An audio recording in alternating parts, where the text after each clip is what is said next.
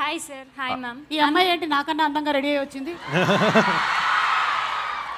Makeup తుడుచుకో తర్వాత. Okay చెప్పు. I'm Keerthi.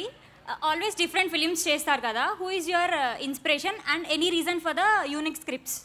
Definitely అంటే ఇప్పుడు మీరు అందరు కూడా రేపు పొద్దున ఒక యాక్టర్ వచ్చాడు అంటే something you expect from someone, right? అంటే ఎవ్రీ టైం నేను చేసిన ప్రతిసారి ఒకే కైండ్ ఆఫ్ స్క్రిప్ట్స్ వేస్తుంటే యూ ఆల్సో మీకు కూడా థియేటర్కి వచ్చి టికెట్ కొనుక్కొని రావాలనే రీజన్ ఉండదు. అంటే ఎక్కడో చోట ఒక యునీక్ ఎక్స్పీరియన్స్ కానీ ఇప్పుడు నా సినిమా చూస్తే ఎవరైనా టికెట్ కొనుక్కుంటే కానీ ఒక కొత్త నోవెల్ ఎక్స్పీరియన్స్ ఇవ్వాలన్న ఒక చిన్న ప్రయత్నమే అది. అండ్ నాకు స్క్రిప్ట్ సెలెక్షన్లో నాకు ఆబ్వియస్లీ నాకు చిరంజీవి గారు చాలా పెద్ద ఇన్స్పిరేషన్ నాకు.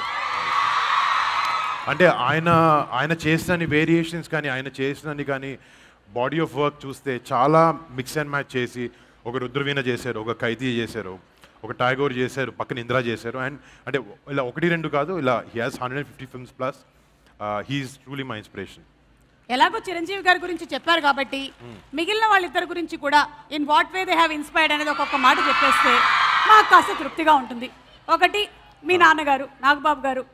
అంటే డెఫినెట్గా సిచ్యువేషన్స్ని ఎలా డీల్ చేయాలి, డే టు డే సిచ్యువేషన్స్ కానీ మన ఎమోషన్ని హ్యాండిల్ చేసుకోగలిగి ఒక చాలా ప్రెషరైజ్ సిచ్యువేషన్ వచ్చినప్పుడు how to smoothly come out of it, or ఒక పక్కోడికి రెస్పెక్ట్ ఎలా ఇవ్వాలి అనేది మాత్రం నిజంగా మన నాన్నగారి నుంచి నేర్చుకున్నాను. Channelize emotions. Channelized emotions. yes super.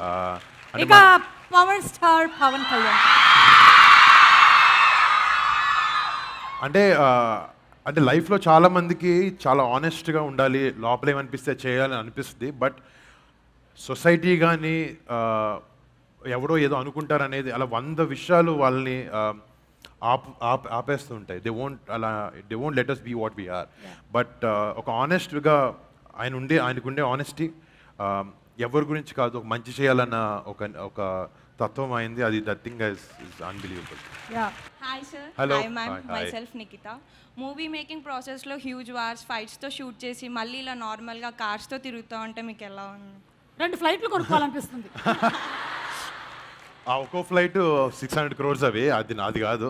వాళ్ళు ఏదో దాంట్లో కూర్చునే అవకాశం మాకు ఇచ్చారు. బట్ ఆబ్వియస్లీ అది acting, that's a different character. నాకు అదే నచ్చింది. ఆబ్వియస్లీ అది ప్రతి ఒక్కరికి అవకాశం దొరకదు అలాంటి లొకేషన్లో షూట్ చేయడం కానీ, అలాంటి ఎయిర్క్రాఫ్ట్స్ లేకపోతే అలాంటి లొకేషన్స్ అలాంటి పర్సనల్తో పనిచేయడం తప్ప. బట్ ఇది ఎవ్రీడే ఉండేదే. But this is nothing exciting, but that is very very very exciting. Hi sir. Hello. I'm Srija. As the movie name is called Operation Valentine, have you ever had a real-time plan to impress someone on Valentine's Day, like Lavanya ma'am? అంటే ఆ operation అన్నీ fail అయినాయి. కాలేజ్లో Valentine operations try చేసాం. But అంత కష్టం పడలేదు నేను ఎప్పుడు. అంటే కొంచెం ఆ విషయంలో కొంచెం లేజీయే. బట్ ఏదైనా చేస్తుంటే నేను మా వైఫ్కే చేస్తుండొచ్చు. మై సెల్ఫ్ మేఘనా. యా. సో సార్ మీరు పుల్వామాకి వెళ్ళి సోల్జర్స్కి ట్రిబ్యూట్ ఇచ్చారు కదా. అమ్మ ఎక్కడున్నావు? ఇక్కడ సరే కెమెరాలు కనపడదు, చెప్పండి. సో మీరు పుల్వామాకి వెళ్ళి సోల్జర్స్కి ట్రిబ్యూట్ ఇచ్చారు కదా. So what's your feeling? అంటే నిజంగా ఆబ్వియస్లీ వాళ్ళకి వెళ్ళి ట్రిబ్యూట్ ఇలా ఇవ్వడం లేకపోతే వాళ్ళని గుర్తు చేసుకోవడం ఆ బ్లాక్ డే రోజు నిజంగా ఆ ఛాన్స్ 10 దొరకదు. అంటే మేము సినిమా చేసే ఉద్దేశం కూడా అదే. అలాంటి సాక్రిఫైజెస్ని జనాలకు తెలియాలి, మళ్ళీ గుర్తు చేయాలి అనేది. అంటే obviously every year they celebrated ఈ బ్లాక్ డేని. మెమోరియల్ దగ్గరికి వెళ్ళి అందరూ రెస్పెక్ట్స్ చెప్తారు అక్కడ. అండ్ మనకి అక్కడికి వెళ్ళడం నిజంగా it was very heart warming. వాళ్ళకి దగ్గరికి వెళ్ళడం లేకపోతే